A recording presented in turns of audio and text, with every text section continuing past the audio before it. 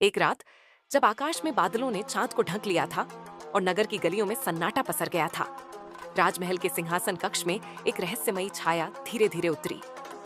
किसी को कुछ पता न चला, पर वह छाया सीधी सिंहासन के सामने आकर रुकी और एक गूंजती हुई आवाज गूंजी, हे सम्राट विक्रमादित्य, यदि तुम सचमुच सत्य और न्याय के संरक्षक हो तो चंद्रखोह की गुफा में पहुंचो मध्य रात्रि से पहले। वहां तुम्हारा इंतजार एक पहेली कर रही है। विक्रमादित्य ने यह चुनौती स्वीकार की। उन्होंने किसी को कुछ न बताया, सशस्त्र नहीं, बलिदानी नहीं, केवल अपनी बुद्धि और साहस को साथ लेकर वे निकल पड़े उस अनजान और रहस्यमयी गुफा की ओर।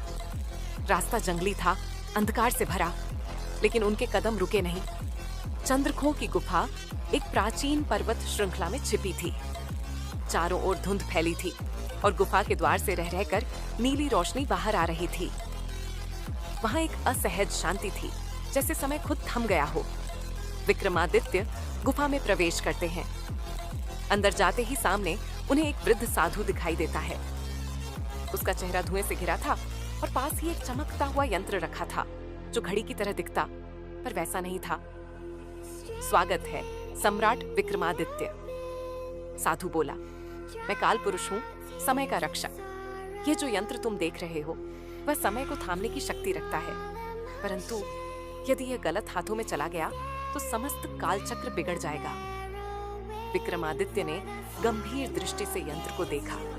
वह साधु आगे बोला, एक पहेली है और उत्तर तुम्हें ही देना होगा। जो देख नहीं सकता पर जानता सब कुछ, जो चलता नहीं पर समय को रोक दे, जो जीवित नहीं पर जीवन की परीक्षा ले, बताओ क्या है वह? यदि उत्तर सही हुआ तो तुम आगे बढ़ोगे, यदि नहीं तो तुम इस गुफा में ही समय के साथ खो जाओगे। विक्रमादित्य चुपचाप सोचने लगे। हर शब्द को उन्होंने मन में दोहराया।